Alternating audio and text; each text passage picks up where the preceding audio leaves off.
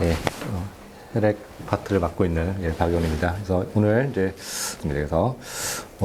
이제 뭐 이렇게 형질 세포 질환이라는 대목이 있지만 결국 우리가 주로 병동에서 보는 이제 다발굴수종 마일로마 환자에 대해서 어떻게 진단이 되고 무슨 병인가에 대해서 오늘 좀 알아보는 그런 시간이 되고자 합니다. 뭐 지난번에도 마찬가지로 항상 이제 혈액 질환을 있을 때 우리가 어디에 있느냐를 꼭 알아야 될 것 같고요. 우리가 이제 3대 암이라 하면은 혈액 질환, 림프종, 그다음에 백혈병, 그리고 세 번째가 이제 다발굴수종 이런 세 가지가 있고 우리 병동에서 저희가 주로 워크업하고 보는 환자들이 그 세 가지 중에 하나가 될 것 같습니다. 그래서 우리가 지금 어디에 위치했느냐?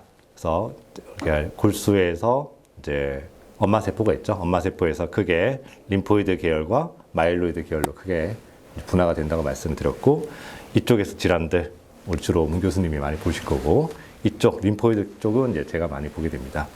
이제 이쪽에서 위쪽으로 갈수록 이제 조금 더 이제 성숙이 덜 됐다고 생각하시면 됩니다. 그래서 이런 쪽에서 생기는 것이 이제 류케미아. 그래서 이쪽이니까 ALL이 될 것 같고요.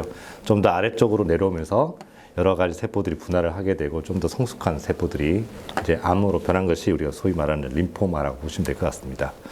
오늘 이제 우리가 얘기하려는 것은 이 B세포, T세포, 또 NK세포 중에서 이 플라즈마 셀이라는 건데 쉽게 말하면 이제 B세포 하면 이제 항상 이제 항체라고 생각합니다. 항체를 만드는 B세포가 이제 풀 머추레이션을 하는 경우가 이제 플라즈마 셀이라고 합니다. 실제로 이제 우리 환자들에게 이제 온콜로지와 달리 환자들에게 질환을 설명하기가 좀 어렵죠.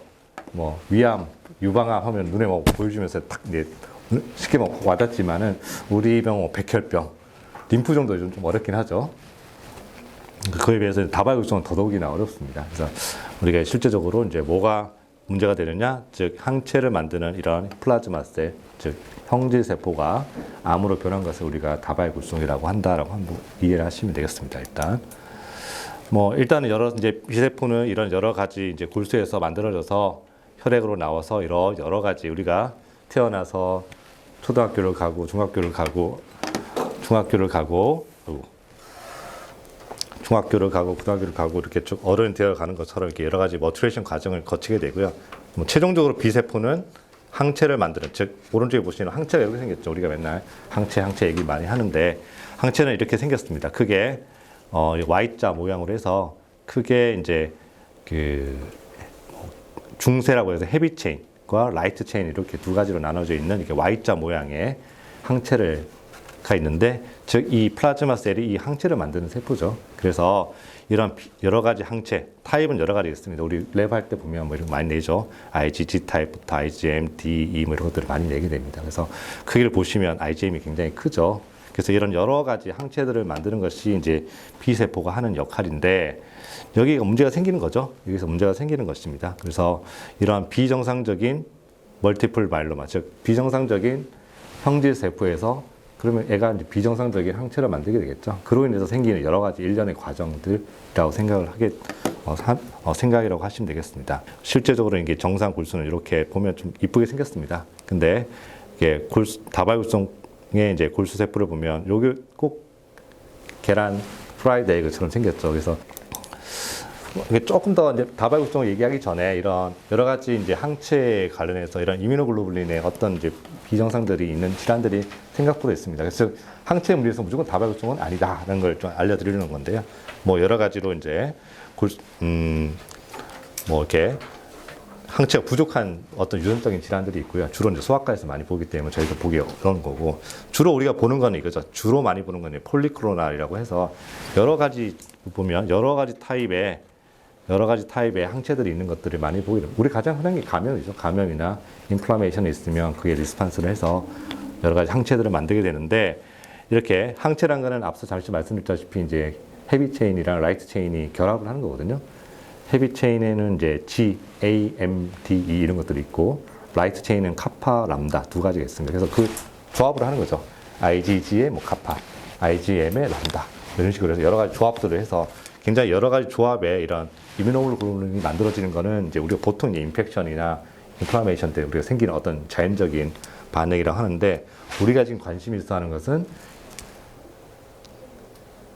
보시면 여기 제가 그림을 그려놓은 건데 G 카파, IgG 카파만 거의 대부분인 거죠. 이렇게 하나가 있는 거죠. 하나가 있는 클로나이트가 있는 이런 것들이 있을 때 단클론성이라고 하는데 이런 것들이 우리가 실제로 관심이 있는 겁니다. 그래서 이런 병들을 우리 크게 나눌 수가 있고요. 그래서 뭐 폴리크론은 앞서 말씀드린 대로 가장 흔합니다. 뭐 우리 대부분의 병동인 환자들이 뭐 여러 가지 이제 제일 많은 게 감염, 인플라메이션, 또 캔서, 뭐 우리가 이런 마일로마가 아닌 여러 가지 캔서와 관련된 것들, 그리고 류마티스 질환 이런 데 오토이뮨 같은 데서도 많이 발생할 수 있고요. 뭐 리버 디지즈 환자들도 많이 실제로 이제 우리가 제일 많이 보는 타입이고요. 우리가 관심 있어 하는 거는 이제 모노클로널리티, 한 가지의 클론을 가지는 겁니다. 우리가 지난번에 말씀을 드렸는데 암이 뭐냐는 거죠. 캔서의 특징이 있다고 그랬죠. 캔서라고 우리가 얘기하는 거는 첫 번째는 이제 클로널리티가 있다는 거거든요. 똑같은 애가 있다는 거예요. 똑같은 애가 있다는 걸 우리가 암이라고 합니다. 그래서 그런 이제 모노클로널리티를 보이는 것들은 굉장히 이제 여러 가지가 있고, 뭐 분류를 하자면 뭐 이런 식으로 할 수가 있습니다. 뭐 타입이 뭐 IgM 타입이냐, 뭐 그렇지 않느냐 따라서 이런 여러 가지 굉장히 많은 질환들이 있고, 그 중에서 우리가 조금 볼 수 있는 게 가장 많은 게 이제 마일로마겠죠. 마일로마도 있을 거고, 뒤에 말씀드린 앵거스 같은 경우는 주로 이제 외래에서 많이 보게 되고요. 가끔 와일된 환자들이 입원을 한 경우가 있습니다. 그 외에도 뭐 희한한 병들이 많이 있습니다. 그래서 많은 병들에서도 이런 모노클로날 이뮤노글로빈들이 발생을 할 수 있다. 뒤집어 생각하면 저 모노클로날티 나온다 해서 무조건 마일로마가 아니란 뜻입니다. 그래서 모노클로날티는 여러 가지 질환들이 있는데 그 중에서 우리가 조금 생각해야 될 것들은 이제 엠거스라고 해서 모노클로날 감모패스를 보이는데 말 그대로 임상적으로는 잘 모르겠다는 거죠. 임상적으로 의미가 있는지 아직 조금 불명확한 그런 병들이 있습니다. 그래서 엠거스라고 하는데 마일로마처럼 비스무리한데 좀 아닌 것 같은 그런 병들이 있는데요. 뭐 이렇게 진단을 보면은 이제 M 프로테인 시럼 EP에서 나오긴 하는데 양은 적고, 또는 이제 우리 24시간 유린 보잖아요, 그렇죠? 유린에서도 M 단백이 보이는데 우리 보통 한 1g 정도 기준으로 잡는데 나오는데 많이 나오진 않고, 골수를 했더니 플라즈마 셀이 앞서 보여드렸던 그런 프라이데일 같은 플라즈마 셀이 10% 즉 많아야 되는데 많지도 않고, 문제는 환자가 아무런 증상이 없다는 거예요. 나중에 말씀드리겠지만 환자가 멀쩡하다는 거죠. 이런 경우에 이제 우리가 엠거스라는 표현을 씁니다. 그래서 비정상적인 모노클로날 M 프로테인은 나오나 양은 적고, 우리가 뒤에 나올 마일로마라고 정의할 만한 그런 환자의 증상은 없는 그런 상황을 우리 엠거스라고 합니다. 문제 요거죠. 굉장히 많습니다. 생각보다 많을 거예요. 근데 우리가 이제 연세가 많으신 분들 골수검사를 안 해서 그렇지 하면 많을 거다. 하면 굉장히 많을 거다. 근데 이제 문제는 그거죠. 해서 아는 게 병일 수도 있죠. 괜히 해서 아무런 증상도 없고, 근데 괜히 해가지고 알면 이제 걱정만 될 뿐에 있어서 이제 그런 걱정이 있긴 한데, 어쨌든 굉장히 많은, 특히 올드 에이지에서 굉장히 많은 데서 이 엠거스가 있을 거다라고 생각을 한 겁니다.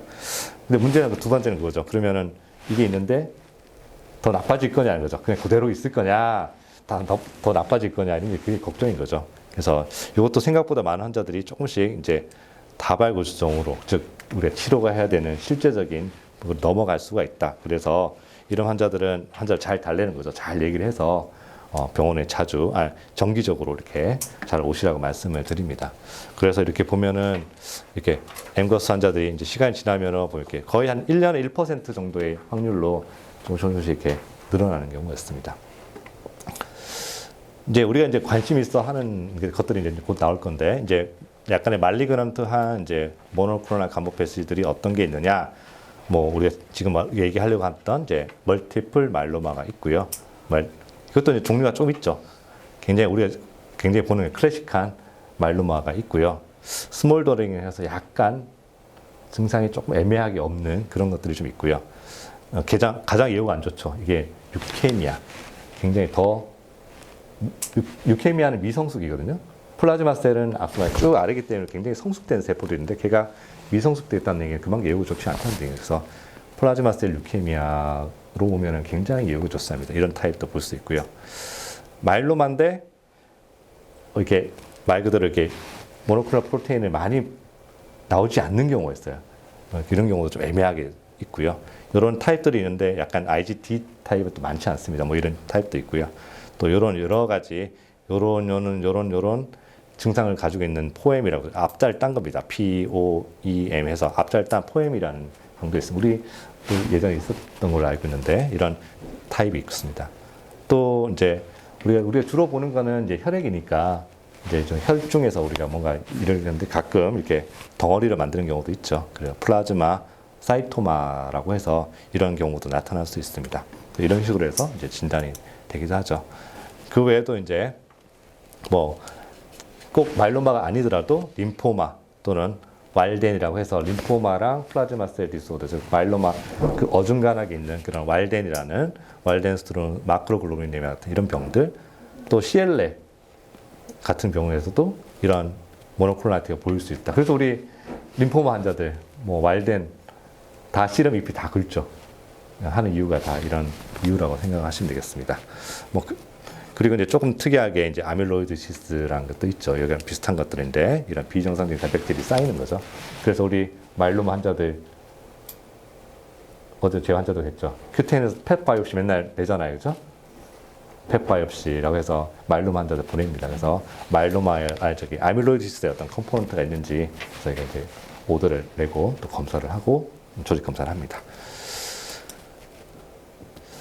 그래서 이제 우리가 이제 본격적으로 말을 하려고 하는 플라즈마 셀, 아니 마일로마라는 것은 갑자기 생긴 거라고 생각하지는 않습니다. 갑자기 생긴 거라고 생각하지는 않고 이전에 어떤 단계가 있지 않았을까라고 생각을 하는 거고, 앞서 잠시 말씀드렸던 엠거스라는 단계에서 또 스몰더링, 멀티플 마일로마 또는 여기서 이렇게 갑자기 이렇게 뛴다. 즉 어떤 단계가 있지 않았을까라고 생각을 하고 있습니다.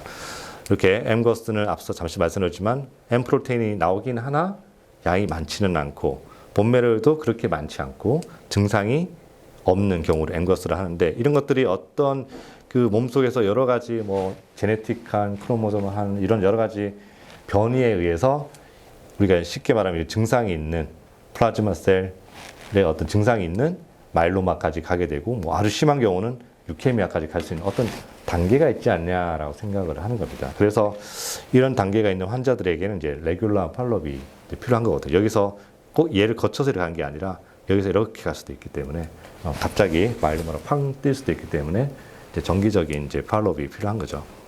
근데 이 뭐 중간중간에 여러 과정들이 있긴 합니다. 근데 우리가 실제 알기는 좀 어렵고요. 그래서 이런 이제 세 가지 카테고리를 조금 비교를 해보면, 일단은 이제 시럼 EP에서 모노클로널티가 보입니다. 한다면은 이제 제일 먼저 감별해야 될 거는 타입을 먼저 저희가 봅니다. 그래서 IgM 타입이냐 IgG 타입이냐 이렇게 하는데 실제로 마일로마는 IgM 타입은 없다고 보시면 됩니다. 그래서 모노클로널티가 있는데 IgM 타입이다? 이건 마일로마는 아닌 거예요. 아주 희귀하게 있을 수는 있으나 그냥 없다고 생각합니다. 그래서 IgM 타입의 모노클로널티가 있다면 림포마나 다른 앞서 말한 림포마나 CLL이나 왈덴이나 다른 림포프로티브 디지즈를 생각을 해야 되고요.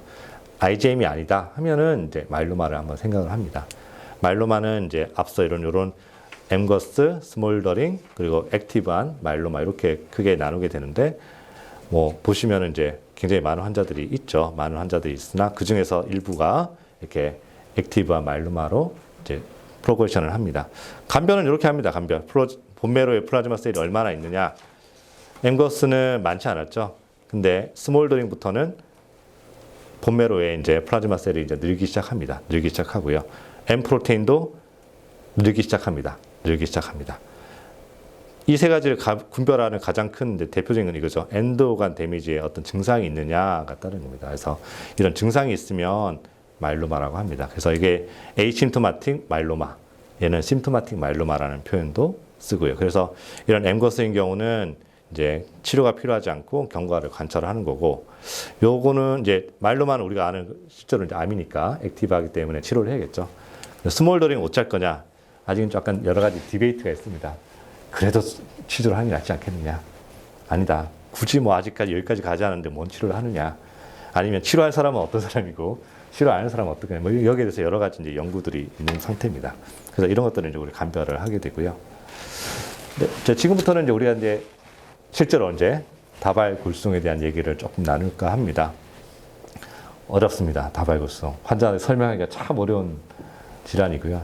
뭐 예전에 이제 히스토리를 보면 제가 사진을 이렇게 빼먹었는데 뭐 굉장히 어떤 여자분인데 굉장히 유럽에서 뭐 이렇게 빈혈도 있고 막 말라가는데 나중에 부검을 해보 막 표도 막 부러지고 이유 없이 막 프랙처도 막 나고 이런 여자가 있는데 해부를 해봤더니 뼈도 되게 둥숭둥숭 떠 있고 뼈도 이렇게 숭숭숭숭 뭐가 이렇게 갉아먹힌 듯 하고 구멍이 뻥뻥뻥뻥 뚫려 있고 이렇게 현미경으로 봤더니 이렇게 아까 골수와 같은 그런 좀 이상한 세포들이 많이 있다. 그렇게 해서 이제 리포트가 된 게 이제 마일로마의 첫 시작이라고 저희 보는 거거든요.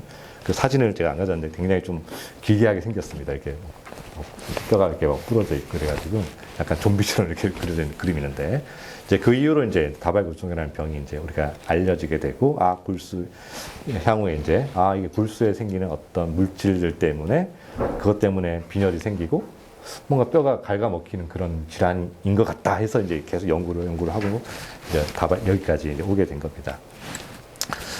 근데 왜 또 멀티플 마일로마라고 되는지 저도 잘 못 찾겠더라고요. 왜 다발골수종이 되는지. 뭔가 멀티플한 뭔가 있었겠죠.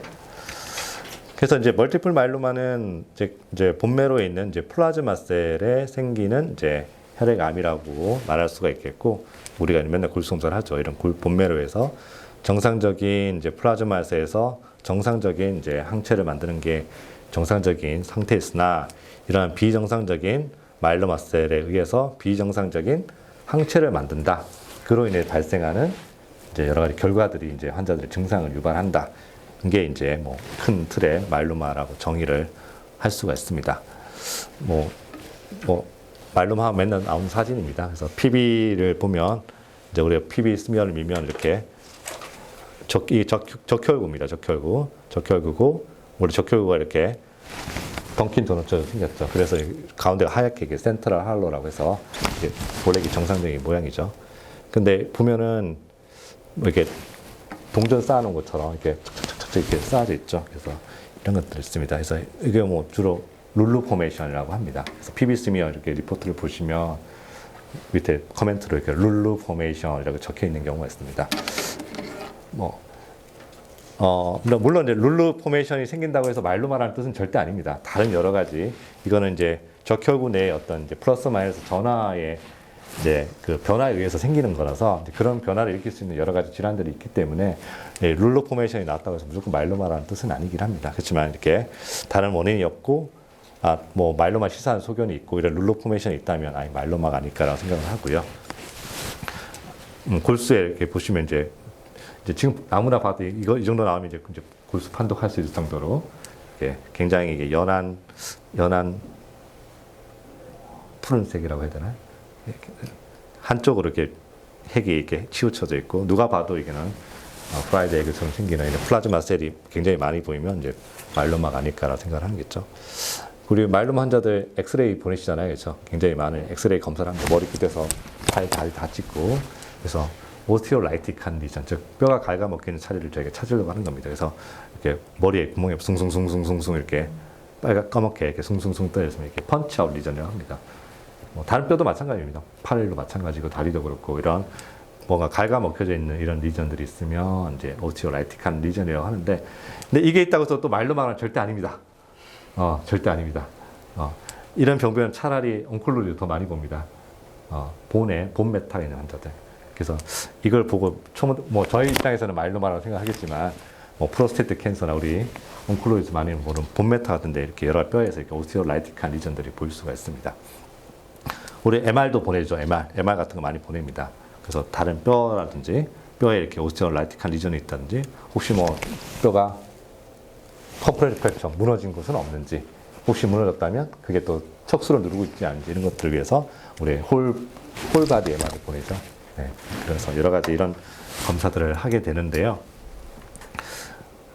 마일로마 참 많이 늘고 있습니다. 마일로마 환자들이 굉장히 많이 늘고 있습니다.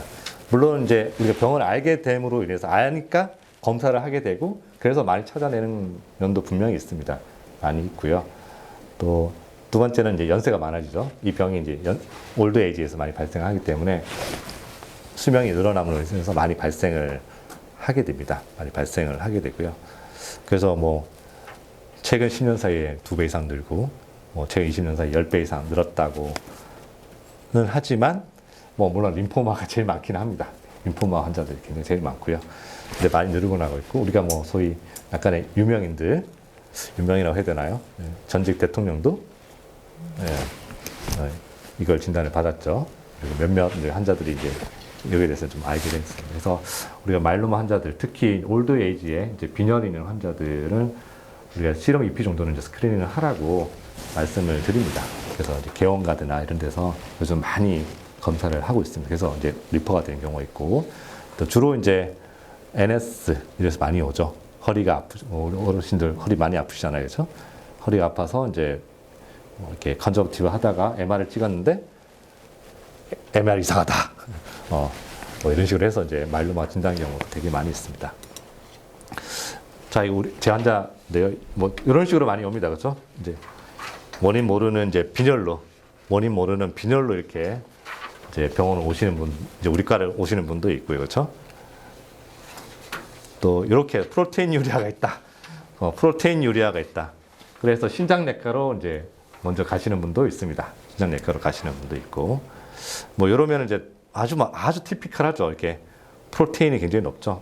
프로테인이 굉장히 높고 알부민이 조금 떨어져 있는 뭐 우리 전공의 AD 리버스라고 합니다. 알부민, 글로불린, 리버스 역전돼 있는 이런 식으로 오면 이제 이런 식의 랩이 오면 굉장히 이제 마일로마를 거의 이제 시사하는 그런 소견들이라고 할 수 있죠. 그래서 뭐 아네미아가 있다든지 프로테인 유래가 있다든지 뭐 굉장히 최근에 외래에서 제가 봤던 환자인데 굉장히 뭐 이런 프로테인이 굉장히 높은 이런 환자도 있습니다. 실제로 에이지 리버스라고 했는데 우리 이제 프로테인 보잖아요. 프로테인 가장 많은 게 뭐죠? 알부민입니다. 그렇죠? 프로테인에서 우리 프로테인 레벨을 맨날 재잖아요. 이렇게. 프로테인 레벨에서 가장 많은 게 알부민이에요. 적게는 반, 많게는 한 3분의 2 정도. 그게 알부민을 차지해야 되는데 그게 리버스 됐다, 반대가 됐다는 거는 AG가 리버스 되면 이제 분수니까 알부민이 떨어지거나 아니면 알부민 이외를 글로불린이라고 생각하시면 되거든요. 그러니까 알부민 플러스 글로불린이 토탈 프로테인이라고 생각하시면 됩니다. 그래서 AG 리버스가 됐다는 얘기는 알부민이 떨어지거나 글로불린이 많거나 그런 상황들이 생기는 거죠. 뭐 이 경우는 이제 13에서 3을 빼면 12 이제 글로불린이라고 생각하시면은 굉장히 많은 거죠, 그렇죠? 글로불린이 굉장히 많은, 즉 알부민 이외에 다른 단백질이 많다는 뜻이에요. 그게 아마 이제 M 프로테인이겠죠. 그렇게 이렇게 오는 경우도 있습니다. 물론 AG 리버스라고 해서 무조건 마일로마라는 뜻은 아닙니다. 아까 알부민이 떨어져도 우리가 분수를 하면은 떨어지는 거죠, 그죠? 우리 리버 병동, LC 많은 환자분들은 LC 환자들의 알부민이 떨어지잖아요. 그분들이 AG 리버스가 있어요. 그 사람들이 뭐 마일로마라고 얘기하는 건 아닌 것처럼. 그래서 이런 식으로 해서 마일로마가 옵니다. 비정상적인 단백질을 어째 알 것이냐? 우리 EP 검사 많이 내잖아요, 그렇죠? 시럼 EP 맨날 냅니다. 또는 24시간 유린백 주면서 잘 모으라고 그러고 EP 검사, 그 다음에 IFE, 이뮤노픽세이션 검사를 이렇게 세트처럼 우리가 처방을 합니다. 이제 그래서 우리가 계속 비정상적인 단백질을 만드는 질환입니다. 그럼 어떻게 검출을 할 것이냐. 이런 일렉트로포레시스를 통해서 하는 겁니다. 즉, 그 물질의 때 무게를 가지고 전하의 차를 쳐서 이렇게 차이를 가지고 검사를 하게 되는데 이게 정상적인 모양이거든요. 프로틴에서 제일 많은 게 알부민입니다. 알부민이 제일 많고 나머지 뭐 글로불린들, 뭐 파이브리노즈, 뭐 짜잘한 것들 이런 것들이 이제 이게 정상적인 프로테인의 어떤 분포라고 한다면은 오른쪽은 뭔가 다르죠. 하나에 더 피크가 있습니다. 하나에 더 뭔가 많은 이런 피크가 나타나는 경우가 이제 뭔가 알부민 이외에 다른 비정상적인 단백질이다라고 생각을 하는 거고요. 그 아래 여기 면적을 재면 우리가 이제 정량을 할 수가 있는 거다. 그래서 몇 그램, 뭐 1g, 3g 이런 식으로 해서 정량을 할 수가 있습니다. 이게 이제 일렉트로포레시스이고요. 그 이뮤노픽세이션은 그러면 이 비정상적인 단백질이 뭐냐는 거죠. 그래서 이 이뮤노픽세이션은 이제 단백질이 있다는 걸 알겠고 이제 양도 알겠는데 이게 뭐냐는 거죠. 그걸 감별하는 게 이뮤노픽세이션입니다. 그래서 이게 IgG 타입이냐, 뭐 카파 타입이냐 이런 것들 타입을 정하는 게 이뮤노픽세이션 검사입니다. 그래서 이 두 가지는 뭐 거의 세트처럼 이제 우리가 처방을 하게 되는 거죠. 뭐 이렇게 리포트가 나오죠. 우리가 이렇게 실험 2표를 했더니 모노클로널 프로테인이 0.34고 일단 모노클로널 간부 패치가 있고 양은 0.34다. 타입은 IgG의 람다다. 이렇게 우리가 리포트를 받을 수 있죠. 유린도 마찬가지죠. 24시간 유린을 열심히 모아서 검사를 내면 유린은 이제 하루 동안 하는 거죠. 24시간 동안 얼마가 나온다. 이게 모노클로널 간부 패치고 타입은 람다 타입이다. 이런 식으로 해서 이제 이렇게 해서 이제 우리가 모노클로널티를 확인을 하는 거죠. 마일로마는 결국은 이제 뭐 자기의 제네틱한 디지즈 때문에 생긴다고 생각하는 거고요.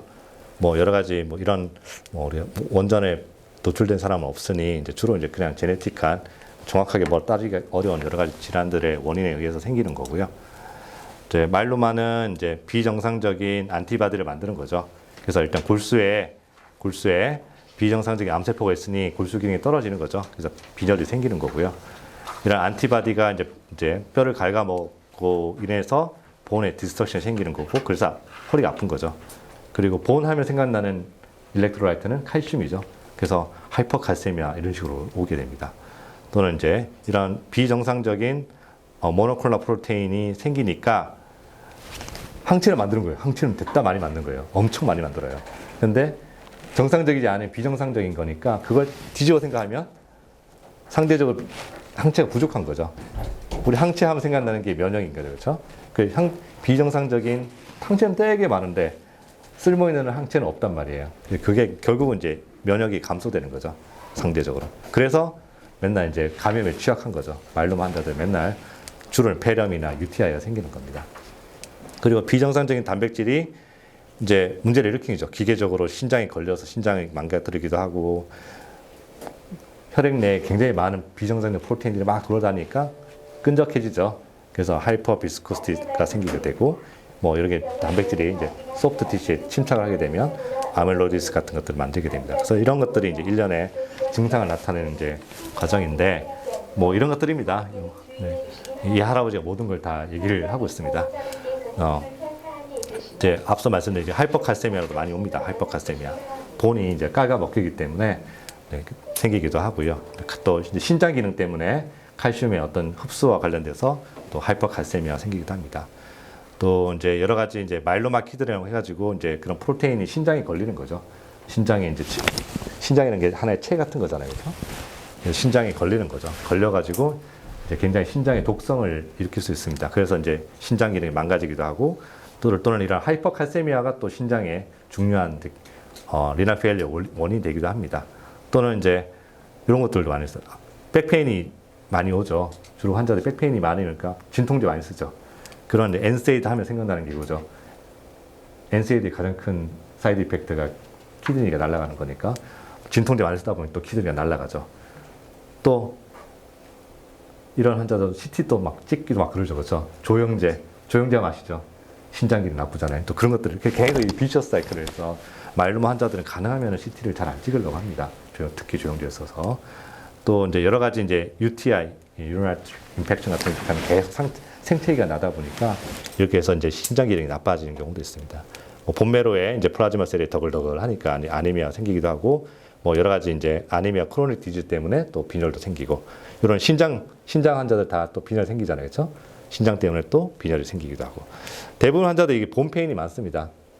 이게 허리 부러져서 프랙처를 이제 많이 오죠. 프랙처를 많이 오게 되고요. 그래서 본 페인이 굉장히 심합니다. 그래서 이제 오스티오라이틱한 디지즈 때문에 그래서 진통제도 많이 쓰고 뭐 검사를 많이 하다가 마일로마로 진단되는 경우도 많이 있고요. 또 이렇게 스파이널 코드 컴프레션 이런 건 굉장히 이머전시죠. 네. 예, 코드가 이제 프랙처가 생기는데 옆에 지나가는 코드를 눌러버리면 신경적 증상이 있으면 혹시 환자를 보시다가 환자가 좀 뭐 손발 저리다든지 또는 무브먼트가 이상하다든지 즉 뉴럴로직 증상이 있다면 이제 빨리 발견을 해야 되는 거죠. 혹시나 코드에 문제가 생기는 아닌지. 그리고 이런 것들이 이제 이 할아버지가 하나의 증상을 이제 우리가 얘기를 해주는 거죠. 그렇죠? 뭐 마찬가지입니다. 이렇게 해서 이런 펀치 아웃 리전, 그 다음에 이렇게 뼈가 이렇게 까맣게 이렇게 갉아먹혀져 있죠. 그러다가 이제 부러져서 오는 경우도 많이 있습니다. 뭐 굉장히 많죠. 이렇게 부러지기도 하고 우리 펫도 찍죠. 펫. 우리가 이제 주로 이제 예전에는 그냥 엑스레이만 찍었거든요. 엑스레이에서 오스티오라이틱한 리전 있으면 있다고 했는데 그 센시티비티가 많이 떨어지기 때문에 MR이나 우리가 펫도 마일로마 환자들 보냅니다. 뭐 여러 가지 본에 문제가 있는지 또는 다른 이제 플라즈마 사이토마 같은 덩어리가 있는 것들이 있는지 이런 식으로 확인을 하게 됩니다.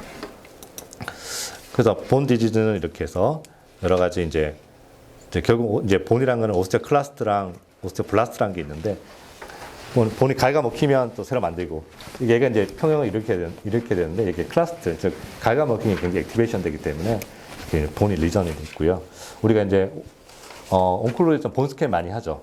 근데 저희는 본 스캔을 할 일이 많지는 않습니다. 본 스캔은 오스티오블라스틱 액티비티를 체크하는 거기 때문에 마일로마 환자들은 본 스캔 해봐야 아무도 안 나옵니다. 그러니까 우리 마일로마 환자들은 본 스캔을 찍는 일이 많지는 않습니다. 뭐 키드니 마찬가지입니다. 여러 가지 이제 처음부터 키드니가 나빠서 굉장히 투석을 하면서 오시는 진단이 되는 분도 있고 중간중간 이렇게 여러 가지 이유 때문에 주로 이제 마일로마가 나빠져서 키드니에 문제가 생겨서 투석까지 해야 되고 이런 문제들이 있지만 보통은 이제 치료를 하면서 이제 키드니가 이제 많이 회복이 되는데 문제는 이제 빨리 진단되는 게 가장 중요합니다. 왜냐하면 키드니나 신경이나 이런 것들은 이제 생체기가 나면 한번 손상받으면 회복하기가 쉽지 않은 것들이기 때문에 빨리 발견하고 빨리 치료를 액션을 들어가는 게 회복하는 데 굉장히 중요한 역할을 합니다.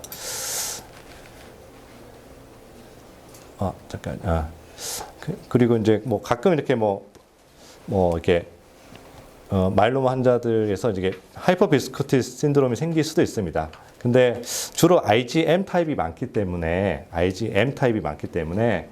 IgM이 아까 혹시 기억나시는 분들 다른 IgG나 A나 B에서 덩치가 큽니다. 그죠?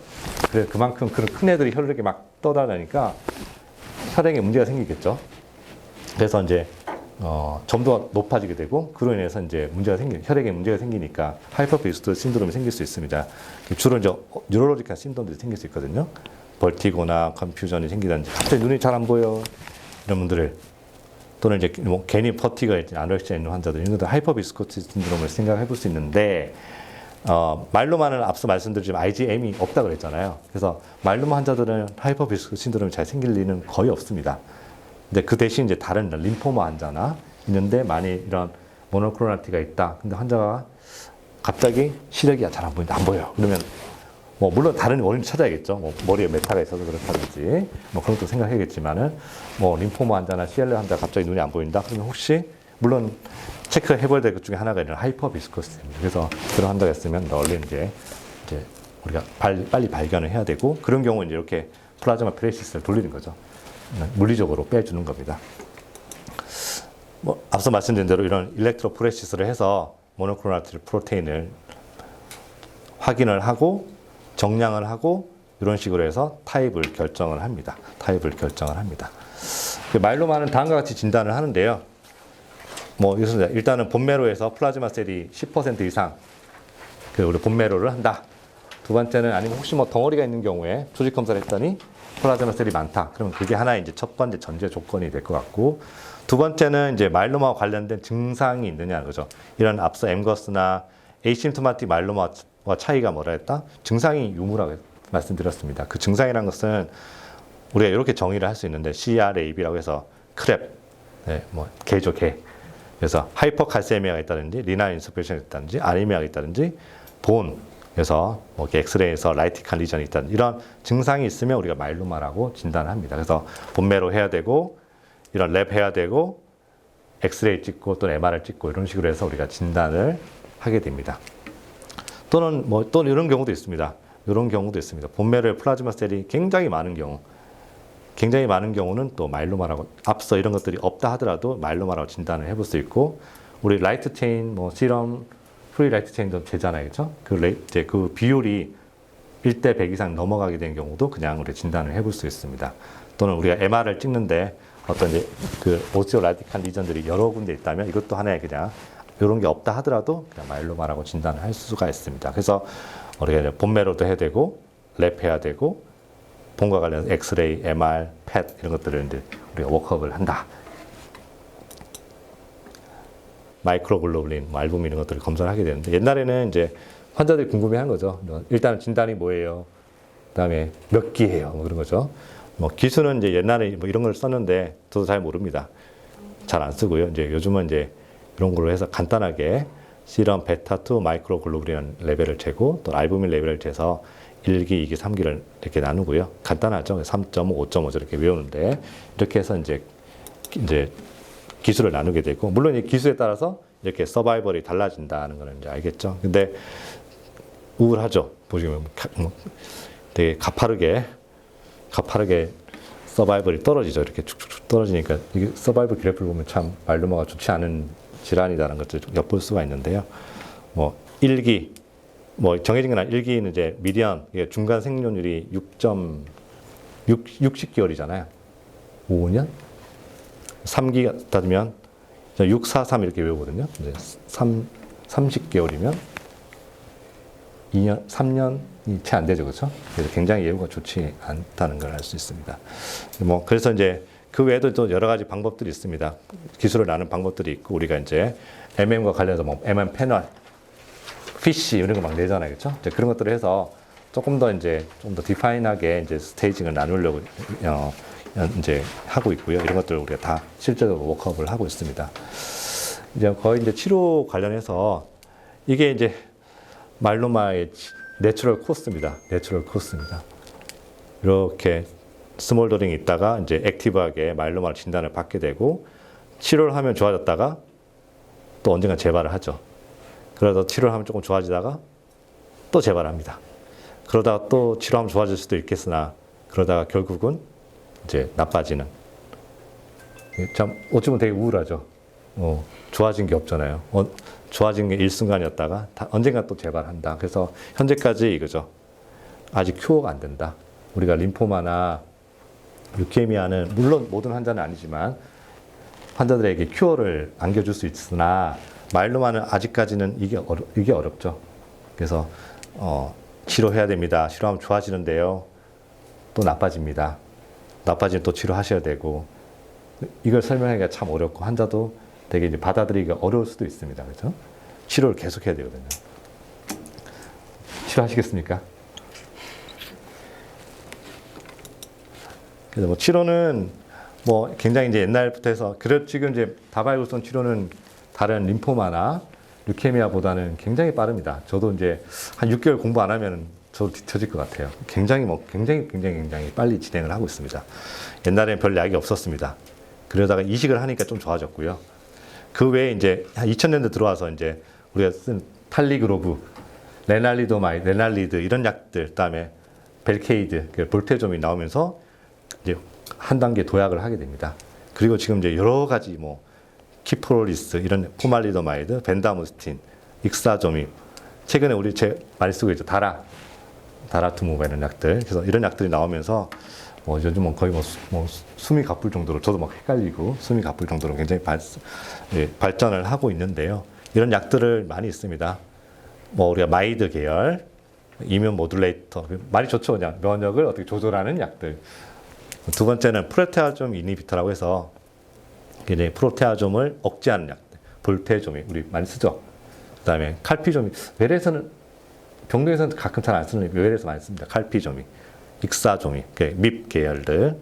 그다음에 모노클로널 안티바디가 있고 우리가 리투시맙처럼 모노클로널 있죠. 근데 우리가 최근에 제가 몇 명 좀 쓰고 있죠. 다라투무맙이라는 약이 있고 이거는 이제 아주 오래된 약들, 신한약들, 그다음에 약방의 감초, 스테로이드 이런 약들을 지금 사용을 합니다. 그래서 이런 약들을 조합을 하는 거죠. 조합을 하는 거고요. 뭐 이미드는 우리가 마이드라고 붙은 것들입니다. 살리도마이드, 레날리도마이드, 포말리도마이드 이런 약들이 있는데 옛날에 굉장히 오래된 약입니다. 탈리도마이드는 굉장히 오래된 약입니다. 한 60년대, 70년대 있었던 약인데 그때 이제 임산부들 그게 우액 많이 하잖아요. 그래서 그때 특효약이었는데 아시죠? 아기가 태어났는데 다 팔다리가 없는 그런 기형아들이 많이 생겨서 퇴출이 됐던 약입니다. 퇴출이 됐다가 이게 이제 항종양 액티비티가 있다 해서 또 갑자기 다시 살아난 약입니다. 그래서 이제 이 약은 이제 처방할 때 우리가 이제 임산부들은 절대 처방을 하면 안 됩니다. 그래서 그런 것들을 그래서 혹시 이제 특히 젊은 사람들, 가임기 환자들을 처방할 때 꼭 물어봅니다. 아니면은 물어보는 건 안 되니까 테스트를 합니다. 테스트를 하고 환자한테 꼭 교육을 합니다. 남편도. 그렇죠? 레나리도마이드, 포말리도마이드 같은 약들이 있고요. 프로테아좀 이니비터도 이제 많이, 특히 볼테아좀이 많이 보셨을 거예요. 우리 주로 서브큐로 많이 주죠. 그렇죠? 볼테아좀이 많이 사용을 하게 됐고요. 이런 프로테아좀 이니비터인데 조금 프로테아좀 이니비터가 뭐냐 하면은 우리가 이제 우리 세포 내에는 우리가 뭔가 액션을 취하면 우리도 뭐 밥 먹고 나면 쓰레기가 남잖아요. 그렇죠? 뭔가 우리 사람이 지나가면 쓰레기가 남습니다. 세포 내에도 그런 활동을 하게 되면 쓰레기가 남게 되죠. 그런 쓰레기를 처리하는 것, 특히 단백질을 처리하는 쓰레기통이 프로테아좀이라는 쓰레기통이 있습니다. 쓰레기통이 있는데 걔를 막아버리는 거예요. 그럼 어떻게 돼요? 쓰레기를 버릴 데가 없죠. 뭐 쓰레기가 어떻게 돼요? 막 쌓이겠죠. 그렇죠? 쓰레기를 버릴 만한.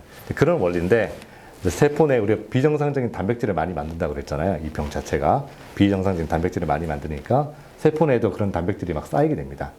정상적인 상황이라면 그런 세포들을 이제 프로테아즘에 집어넣어서 우리 세절하듯이 쓰레기들 처리하고 하면 정상적인 세포 생활을 유지를 하게 되는데 과도한 거죠. 우리 최근에 불꽃놀이 갔다 오셨는지 모르겠는데 갑자기 사람들 확 모여가지고 쓰레기가 확 늘었죠.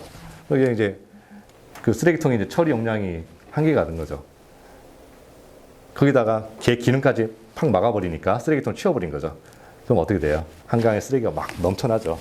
넘쳐나고 더럽고 뭐 벌레도 끼게 되고 문제가 생기는 거죠. 그렇게 해서 이제 그런 비정상적인 단백질이 막 세포 내에 쌓이게 되고 세포가 못 견뎌서 뭐 사멸을 하는 거죠. 그래서 이제 항종양 역할을 낸다 그런 뜻입니다. 그래서 이런 프로테아좀 이니비터가 있는데 이제 볼테조밉, 칼피조밉, 뭐 익사조밉 이런 약들이 있습니다. 그리고 안티바디도 있고요. 네, 뭐 최근에 저희가 좀 많이 쓰고 있는 이제 다라투무라는 약이 있습니다.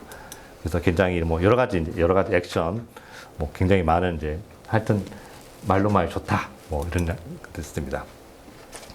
뭐 옛날에는 참 어려웠습니다. 옛날 해봐야 2000년 초니까 한 10년? 한 15년 전만 하더라도 말로만 진단받으면 한 2년 말씀드렸습니다. 한 2년 정도 이렇게. 근데 약도 없고요. 뭐 그때 한창 초창기 볼테조이 막 나오고 할 때였던 거라서 아니 그 전에서 그때 한 2년 정도 이렇게 하실 것 같습니다. 했지만 최근에는 이제 굉장히 이제 서바이벌이 많이 늘어났습니다. 그래서 최근에는 5년 이상 사시는 분들 꽤 많이 있습니다. 근데 한편으로는 5년이란 말이 참 어렵긴 하죠. 그렇죠? 5년밖에 살짝 뒤집어 생각하면 5년 정도밖에 못 삽니다. 라는 내용이 되니까 굉장히 좀 어려운 병이긴 합니다. 아직까지는. 그래서 이제 여러 가지 이제 첫 번째 이제 어떤 약제 앞서 약제를 이제 섞어서 쓰는 거죠. 2개도 섞어보고 3개도 섞어보고 4개도 섞어보고 이런 식으로 해서 굉장히 이제 여러 가지 이제 약들을 조합을 해서 했더니만 뭐 반응률도 좋더라. 근데 이제 우리 약을 안 쓰면 그만큼의 또 사이드 이펙트도 있기 때문에 그런 것들을 이제 우리가 이제 감안을 해야 되고요. 지금 이제 최근에는 이제 우리가 이제 VRD라고 해서 아마 오늘 제 환자가 한 명 있죠. 예, VRD라는 레지멘이 현재로서는 가장 스탠다드, 가장 이제 추천되는 레지멘이긴 합니다. 그래서 레나리도마이드, 볼테조밉, 그다음 스테로이드 이런 게 가장 큰 특징이고요. 실제로 말로만 치료는 제일 먼저 결정한 거는 이식할 사람이냐 아니냐를 결정을 합니다. 오토할 사람이냐 아니냐. 그래서 나이가 많으면 오토하기 어려우니까 그래서 이식할 사람이냐 이식과 관련돼서 유도를 하고 이후에 오토를 할 생각을 하는 거고요.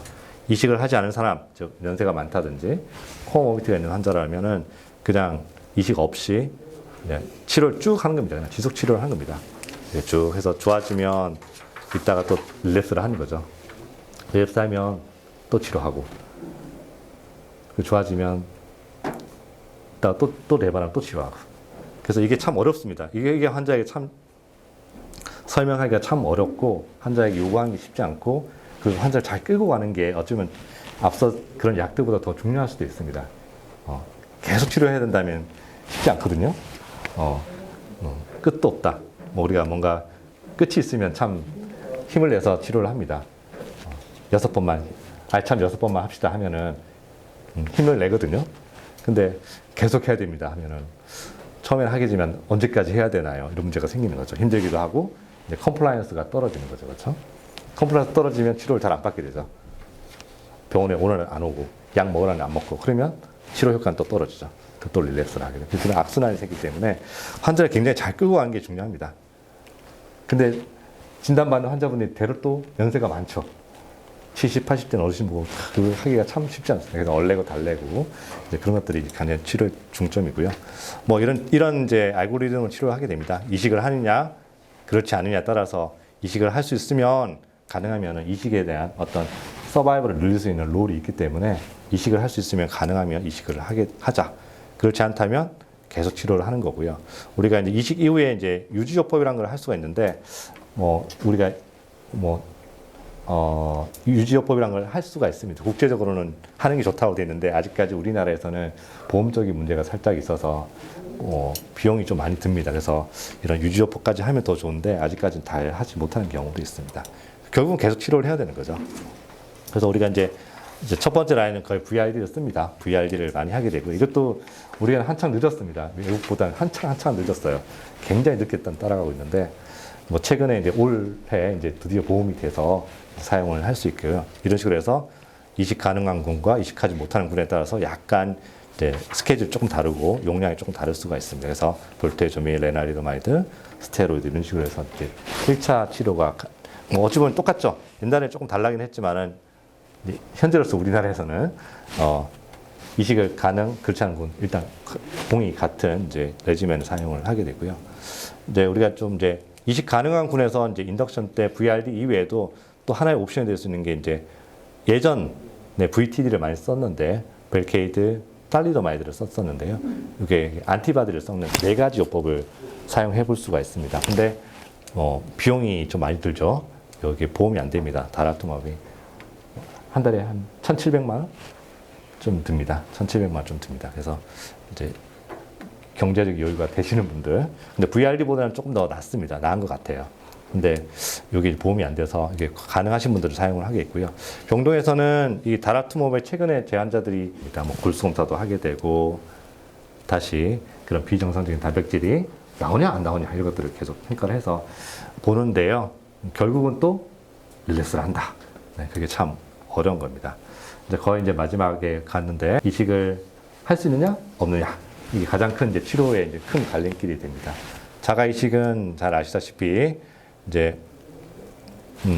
그 컨디셔닝을 우리가 인덕션 세라피를 하게 되고 어느 정도 디지의 버든이 떨어지게 되면 우리가 셀 콜렉션을 하게 되죠. 그래서 우리가 GCSF를 맞고 난 이후에 100도 쭉 올라가면 환자를 이제 저기 콜렉션 방에 보내잖아요. 그렇죠? 보내서 셀 콜렉션을 하게 됩니다. 그래서 얼려놨다가 우리가 이식 날짜가 정해지면 들어와서 이제 하이도즈 케모세라피를 하게 됩니다. 그래서 우리가 이거 동종을 하는, 지난 시간에 잠깐 백혈병 할 때 말씀을 잠깐 드렸지만 이게 우리가 백혈병에서 하는 동종 조혈물 세포 이식하고 자가하고는 조금 목표가 다릅니다.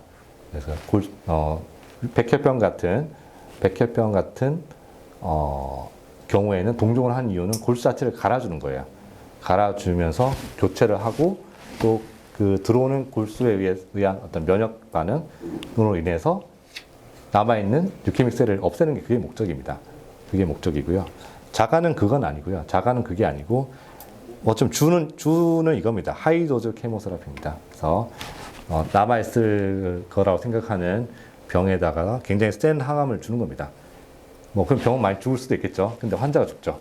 그래서 레스큐를 하는 거죠. 구해주는 겁니다. 그래서 이런 식으로 했을 때는 이제 백효가 남아나지가 않죠.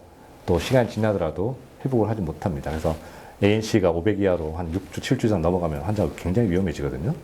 이제 그럴 경우를 대비해서 자기가 뽑아놓았던 스템셀을 다시 넣어줘서 다시 회복시키는 게 그게 목적입니다. 자가의 목적은 그겁니다. 그래서 이렇게 리커버를 시키는 게 목적이고요. 그래서 이제 마일로마 환자 중에서 가장 먼저 해야 될 것은 치료 결정할 때 이 사람 이식을 할 사람이냐 그렇지 않을 거냐에 따라서 이제 레지메도 달라지고 치료 기간도 달라지고 또 우리가 준비해야 될 것들 이런 경우라면 이제 이식과 관련된 준비도 해야 되는 겁니다. 그래서 가능하면은 이제 이식을 할 수 있으면 좋겠다. 또 어떤 경우는 어떤 센터에서는 텐뎀이라고 해서 2번 할 수도 있습니다. 이식을 하고 좀 쉬었다가 이식을 연달아 2번 하는 경우도 있습니다. 네, 그거는 이제 각 센터마다 또 각 스텝의 의견에 따라서 좀 하시는 분도 있고 그렇지 않은 분도 있는데 그런 이제 텐뎀이라고 해서 할 수도 있습니다. 물론 이제 마일로마도 굉장히 리프랙토리 하거나 또는 다른 방법이 없으면 동종을 하기도 합니다. 동종을 하기도 합니다. 근데 그만큼의 이제 동종과 관련된 합병증이 크기 때문에 특히 이제 TRM이라고 해서 치료와 관련해서 사망한 경우가 굉장히 높기 때문에 굉장히 이제 신중해야 되는 거고요. 최근에는 굉장히 신약들이 굉장히 많습니다. 그래서 뭐 최근에 카티 이런 얘기도 많이 들어보셨을 거라 생각됩니다. 마일로마에서도 지금 카티가 많이 지금 도입이 되려고 하고 있고요. 지금은 이제 우리가 쓰고 있는 뭐 소위 말 킴리아라고 많이 들어보셨을 겁니다. 저희도 이제 곧 준비를 할 거고요. 근데 킴리아는 사실 굉장히 오래된 약입니다. 우리는 굉장히 우리나라에서는 굉장히 신문지 보셨죠?